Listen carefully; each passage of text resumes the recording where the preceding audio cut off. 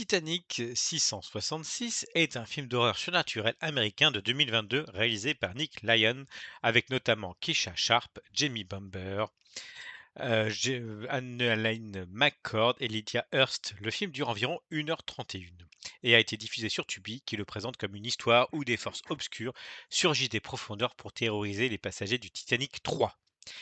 Il s'inscrit aussi dans la lignée industrielle de The Asylum, maison du mockbuster, du requin météorologique, du dinosaure contractuel et du grand recyclage pop sous cellophane radioactive. Et déjà, le titre est un petit poème de supermarché infernal. Titanic 666, trois chiffres rouges posés sur un mythe bleu nuit. Ce n'est plus le naufrage, c'est la damnation avec room service. James Cameron avait filmé le Titanic comme un tombeau romantique, un mausolée liquide où l'amour adolescent venait se fracasser contre l'histoire. Nick Lyon, lui, regarde la même épave et se dit: et si, au lieu de Céline Dion, on invoquait les morts? Ce n'est pas forcément plus fin, mais il faut reconnaître une certaine franchise d'intention. Le film ne prétend pas rejouer A Night to Remember de Edward Baker, ni rivaliser avec la liturgie technologique de Cameron. Il arrive avec ses nappes numériques, ses couloirs de bateaux en location, ses fantômes furieux, et il pose sur la table un concept aussi idiot que presque beau. Le Titanic ne serait pas seulement une catastrophe, mais une plaie qui refuse de devenir archive. La grande idée du film, car il y en a une sous les algues et les pixels tremblants, c'est la touristification du trauma. Le Titanic 3 refait le trajet du navire maudit avec passagers, célébrités, influenceurs, collectionneurs d'artefacts et marketing de luxe. Plusieurs résumés critiques du film notent ce principe, hein. Un nouveau paquebot, construit ou aménagé pour rejouer l'imaginaire du Titanic, se dirige vers le site du naufrage original avant que la vengeance des morts ne s'en mêle. Là, soudain, Titanic 666 touche quelque chose d'assez juste, presque malgré lui.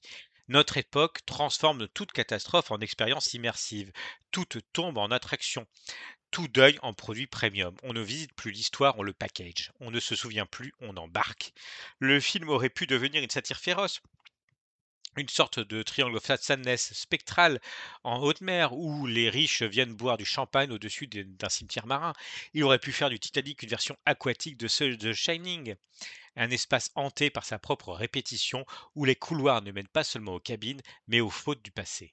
Il aurait pu rejoindre The Fog de Carpenter où les morts reviennent demander des comptes à une communauté bâtie sur l'oubli. Mais Titanic 666 appartient à The Asylum, donc l'idée arrive en smoking et repart en claquette. Le film voit la porte du grand cinéma fantastique entr'ouverte, puis préfère passer par la ventilation. Ce qui fascine, pourtant, c'est que le film fonctionne comme une parodie involontaire du cinéma mémoire. Chez Cameron, le Titanic est une machine à remonter le temps. L'épave ouvre le récit, les objets réveillent les souvenirs et le cinéma devient un bathyscaphe émotionnel. Dans Titanic 666, les objets ne réveillent pas la mémoire, ils réveillent littéralement les morts. La métaphore devient scénario. C'est très bête, mais c'est presque théorique. Le film prend l'idée cameronienne au pied de la lettre. Si les choses gardent une trace des vivants, alors les artefacts sont des grenades occultes. On passe de Proust à une bouteille de souvenirs possédés. La différence majeure, bien sûr, tient à la mise en scène. Cameron filme le navire comme un organisme, avec sa verticalité, ses classes sociales, ses entrailles mécaniques, sa chorégraphie de catastrophe. Chez lui, le naufrage est une architecture en train de mourir. Chez Lyon, le bateau est plutôt une série de couloirs, de cabines et de plans numériques, qui donnent l'impression que le Titanic a été reconstruit dans un logiciel de croisière anxieux. Le film n'a jamais vraiment la matérialité nécessaire au grand cinéma catastrophe. Il manque le poids, le métal, la panique collective, cette sensation que chaque porte étanche est une décision morale. Même quand la menace monte, on reste dans une horreur de corridor, plus proche d'un épisode sci-fi sous perfusion que du grand chaos naval. Mais c'est précisément là que le film devient drôle à analyser. Titanic 666 veut être trois films à la fois. Un film catastrophe, un film de fantôme et une sorte de slasher ésotérique sur paquebot. Il y a du ghost ship évidemment, dans cette idée de navire hanté par une violence ancienne. Il y a du Death Ship d'Alvin Rakoff, cette vieille terreur du bateau comme entité maléfique. Il y a même un petit parfum de Life Force, quand le film semble croire que l'occulte, les corps et la technologie peuvent tenir ensemble par simple force de conviction. Mais tout reste empilé, rarement fondu. On dirait un buffet de croisière fantastique, un peu de possession, un peu de vengeance, un peu de catastrophe, beaucoup de couvercles en inox.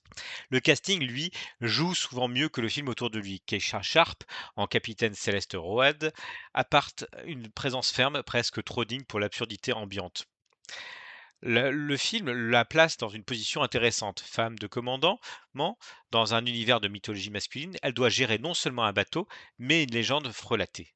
Jamie Bamber et Annalyn McCord participent à cette galerie de figures contemporaines, responsables, passagers, célébrités, survivants potentiels, chers à malédiction. Le problème d'ailleurs n'est pas tant le jeu que l'écriture. Les personnages sont souvent moins des êtres que des fonctions. Le sceptique, l'experte, l'héritière, l'influenceur, le capitaine, le dommage collatéral, des pions sur un échiquier humide. Là où Titanic 666 devient presque attachant, c'est dans son rapport décomplexé au mauvais goût. Le film ne cherche pas l'élégance, il assume le titre comme un néon rouge au-dessus d'un aquarium hanté. Il transforme une tragédie historique en attraction satanique, ce qui est moralement discutable. Cinématographiquement bancal, mais conceptuellement très cinéma bis. Le bis, après tout, a toujours pillé les grands récits pour les remettre sur les tréteaux. Corman recyclait Poe, Bavard recyclait Gothique, Franco recyclait tout ce qui bougeait, et parfois ce qui ne bougeait plus. The Asylum appartient à cette tradition, mais dans sa version algorithmique. Un titre reconnaissable, une menace immédiatement lisible, une promesse d'affiche, le cinéma comme produit d'appel. Le spectateur sait qu'il n'achète pas le paquebot, mais la maquette dans la vitrine. Il faut cependant être honnête, le film manque de folie, et c'est son crime principal. Avec un titre pareil, on attend une orgie de vision, des spectres en robe de bal, des chaudières possédées, un iceberg démoniaque, une salle à manger qui saigne du champagne, un orchestre fantôme jouant Nearer Me, My God Tutti, pendant que les lustres se changent en tentacules. Le film propose des éclats, mais il reste trop sage, trop télévisuel, trop limité par sa propre économie. Il a le titre d'un album de black metal maritime, mais parfois l'âme d'un téléfilm de mardi soir qui aurait mangé un glaçon de travers. La critique de Moria Reviews d'ailleurs note d'ailleurs que le film bâtit assez correctement son départ avec des effets du navire parfois supérieurs à ce qu'on attendrait, mais qu'il devient moins intéressant une fois les fantômes libérés, notamment parce que la promesse de catastrophe navale se réduit au profit d'un surnaturel plus standardisé. C'est exactement cela. Titanic 666 est paradoxalement plus séduisant avant de devenir pleinement Titanic 666. Ah, j'arrive pas à le lire. Tant qu'il installe le bateau, l'itinéraire, les tensions autour du souvenir, le film flotte. Dès qu'il doit payer son titre, il coule dans une horreur plus générique. Et pourtant, la chose laisse une trace. Pas une grande trace, pas une trace noise, plutôt une condensation sur un hublot. Titanic 666 est mauvais, oui, mais pas sans intérêt. Il est le symptôme d'un cinéma contemporain qui ne cesse de profaner ses propres reliques pour en tirer de nouveaux récits. Le Titanic est déjà un film avant d'être un bateau, déjà une icône avant d'être une catastrophe. Déjà une musique avant d'être une histoire. En lui ajoutant 666, The Asylum ne fait que rendre visible une opération que Hollywood pratique depuis longtemps. Prendre un mythe collectif, lui coller une nouvelle couche de genre et espérer que la coque tienne encore 90 minutes. Le verdict serait donc celui-ci. Titanic 666 est un film de fantôme qui aurait gagné à être plus hanté, un film catastrophe qui aurait gagné à être plus massif, un nanar qui aurait gagné à être plus fou. Mais c'est aussi un objet curieux, presque précieux dans sa vulgarité parce qu'il révèle quelque chose du cinéma d'exploitation moderne. Non plus seulement exploiter les peurs, mais exploiter les souvenirs des films qui exploitaient déjà les peurs. Une copie de copie, un écho d'écho, un Titanic miniature lancé dans une baignoire numérique pendant que les morts tapent contre la coque. En somme, Cameron avait fait du Titanic une cathédrale engloutie, Nick Lyon en fait une attraction foraine hantée. L'une touche au sublime, l'autre au mais enfin pourquoi pas. Et dans ce pourquoi pas, quelque part entre le cercueil flottant et le fond vert possédé, il y a une petite musique de cinéma bis, fausse, fauchée, insistante, mais impossible à détester complètement.